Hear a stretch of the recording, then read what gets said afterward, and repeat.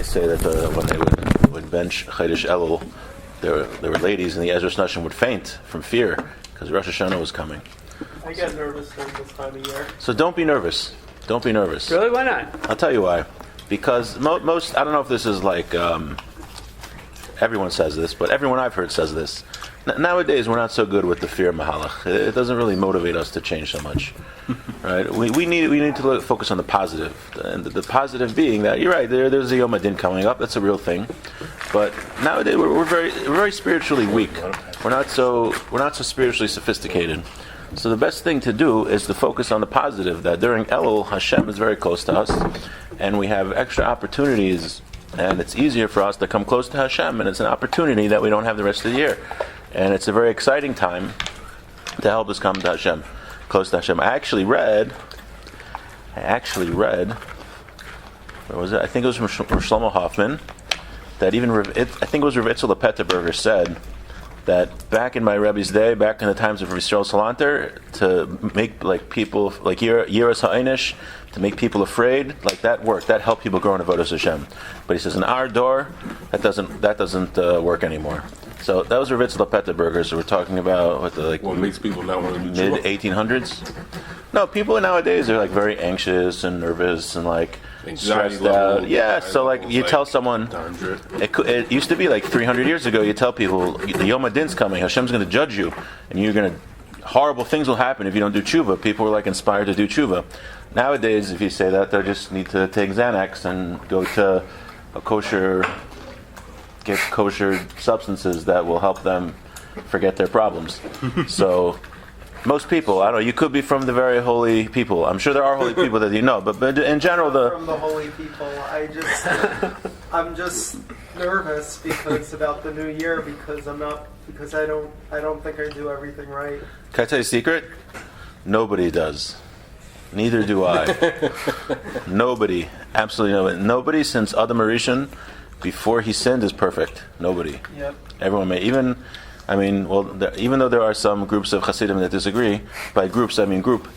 They're never mind. So I was just joking. every you were mentioning about the Neturei Karta. No, they're taka perfect. No, joking. You're not Hasidim. No, my point is that even the Torah Karta aren't Hasidim. Right. Oh, is it? They're a cult for going in the wrong direction. You know what a cult is?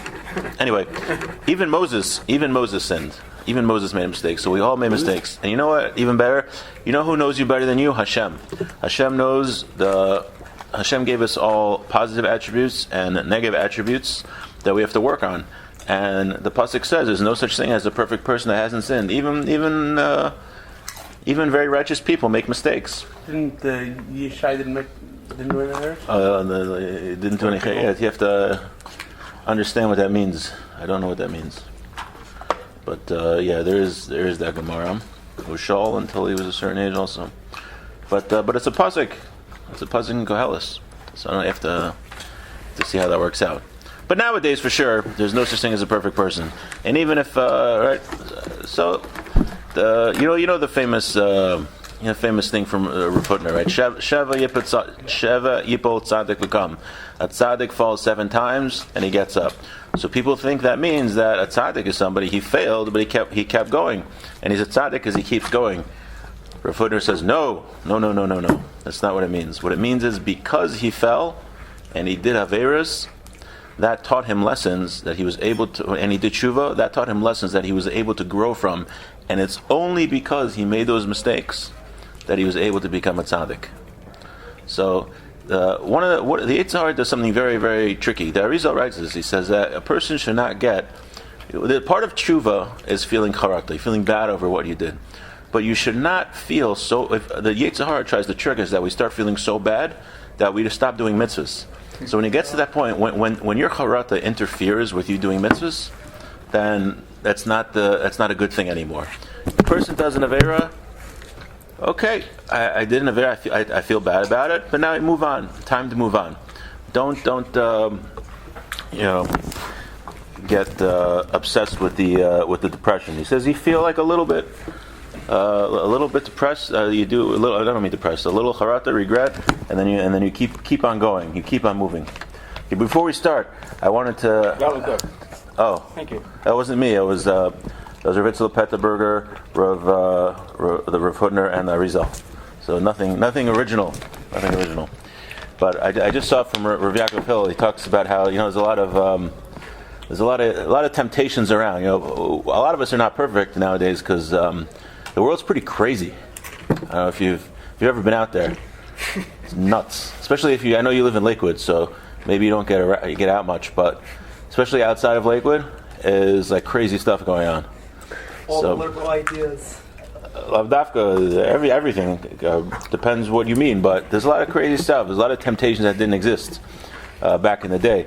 I was mentioning to Rabbi Kilstein here, one of my favorite people in the world is Rav Yaakov Hillel, and he was just writing about how it used to be not so long ago. I remember when I was a young man, if you wanted to, it's actually not true, we always had TV, but if you wanted to engage with the Yetzer Hara, you had to go to the street, you had to go places. Go find it. Yeah, you had to seek out the Yetzer Hara a little bit. Now you don't have to do that. It's in your pocket, and I don't want to criticize it, but make a little ha'ara. Yaakov Hill said it's a couple clicks away, but it's not even. You don't even have to click anymore. You just tap. Right? It used to be on the computer. You had to click. You don't even have to click. You just have to tap on the iPhone. Before you know, just like what they get in your pocket, it'll be like there, it'll be there. So he writes. So he says we should be disgusted by the Yetzer Hara.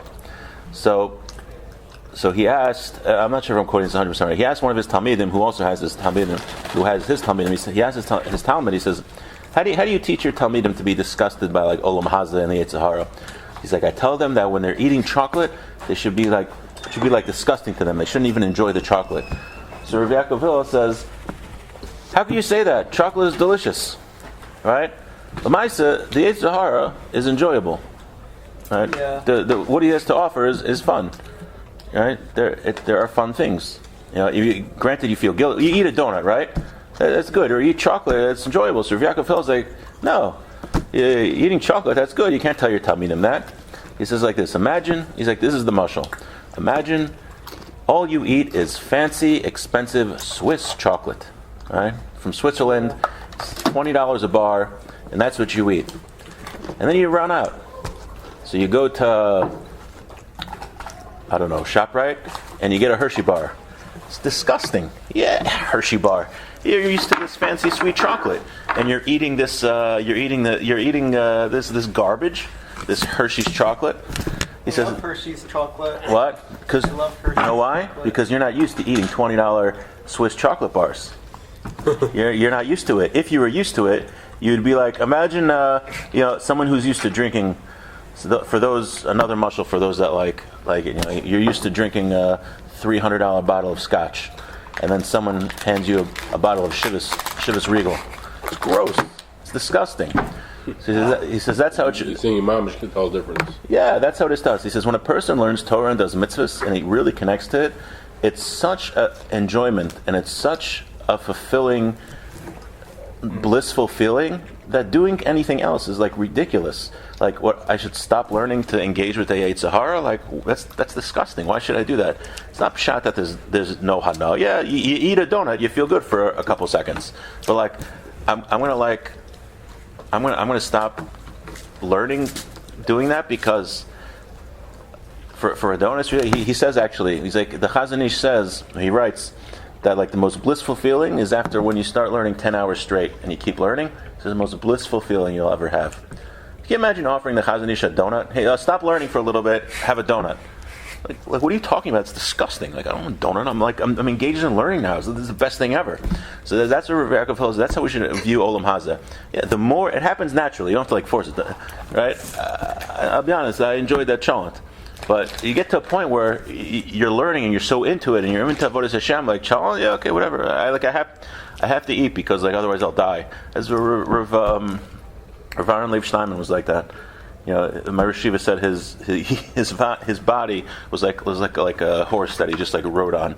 It was detached for him. He would just eat a little bit to keep himself alive. Just totally not interested. You get to that point. So the more we grow, and the more, and this happens slowly over time. Like it's not like you force it or something, right? Chocolate tastes good, but you're learning and you get so involved in Avodas Hashem that this stuff becomes meaningless. Like, why do you want it?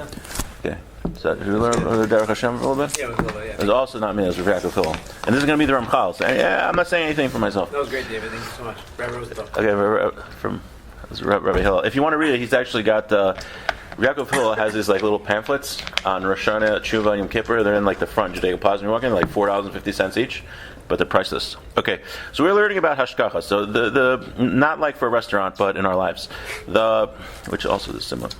It's been a while. What are we talking about in general? Yeah. Hashgacha, meaning that we're talking about that the way Hashem watches over all of us and is deeply involved in our lives, because we talked about how human beings are the reason of creation, and human beings have one special thing that nobody else has.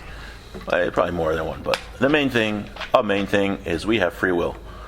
We can choose between good and evil. That's why you said you feel bad that you're not perfect, because you have free will and you made a choice. You think like an ant feels bad at the end of the day if he didn't lift enough sand, or a bee feels bad if he didn't make enough honey. I feel bad because it's hard for me to do the right thing sometimes. Me too. Yeah. More than sometimes. A lot of the times. That's what it means to be human.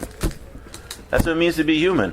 If it was easy for you to do the right thing all the time, you'd be a malach, and then you get no reward because you didn't do anything. It's I'm going to do. Yeah, that's geshma. That means you're alive.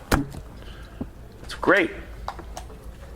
Yeah, everyone's like that. Just not everyone admits it, but it's true. Trust me. Everyone's on a different level, right? It could be just like, I'm sure what you're struggling with is probably like, did I have kavana in every word of Shmona Esrei, whereas I'm struggling with, getting there on time in the first place. So I'm saying everyone's on a different level, but everyone is definitely struggling with what they are struggling with. You don't have to confess. In Christianity, you confess your sins to people. Here you don't have to. Just to Hashem. Just to Hashem. Okay. But I won't believe it anyway. I don't believe Lashon Hara about you. Okay. But nobody's perfect. We just keep trying. That's all we have to do is just keep trying, not get ourselves down. Be very positive. You're alive. You still have a chance to do better. That's great. That means Hashem still has hope for you if you're alive. It's because some people aren't alive. V'amnam. So we're talking about the hashgacha. So we started. There's a difference between human beings and animals and everything else. And based on the Ramchal says that there's a difference in the way Hashem interacts with animals and whatnot versus human beings. We have something called hashgacha pratis. That means Hashem is intimately involved in our lives, and He rewards us for the things that we do right, and He punishes us for the things that we do wrong. Also, even independent of that, everything that happens to us, except for our choice to do good and evil, is from Hashem, and it's all very detailed from coming from Hashem. Animals, they don't have that, and that's what the Ramchal is going on to discuss. Right? Like we said, the fact that that deer got hit by the car, it's not because like he was chayiv skila or something, because he didn't keep Shabbos, so it just happened, Okay, so if you're following along, we should get those. They're probably still at the Tsarim are probably still at Rabbi Knopfler's. Yeah, they're there. I'm sorry. We should probably. Don't be sorry. We should get. We get like 20 from Capital or something. Yeah. So just like smell. But okay. Anyway, for those following along and not following along, we're on Beis Aleph Gimel. V'amnam dios shenishtana hamina noishim mikol shar minim. Since human beings are different from all other creatures, shenitna lo bechira. We have bechira. We have free will. Also v'hayacholis b'mashehu lo kinyas shleimus ochisaron. We have the ability to be kaina shleimus ochisaron, perfection or imperfection. We said the reason that we have free will is because we have the opportunity to acquire perfection. That means every time we choose to do good versus evil, we are acquiring perfection within ourselves, which means that we are more similar to Hashem. And when a being is more similar to Hashem, that gives him the ability to become close to Hashem. V'nimtza b'bechina azu poyel umeinia. Now, because of this also, what a human being does causes things to happen, and things to happen to him. We also talked about that every time a human being, a Jew, does a mitzvah or a vera, it's not just in a vacuum, but we all have a spiritual source that is connected way up. And whenever we do a mitzvah, that actually impacts the spiritual world, which will therefore impact the rest of the world. It's like a chain. So let's say we made a bracha when we just had this challenge. So that goes all the way up, and that creates a positive spiritual influence, which will thereby impact the world in which we live.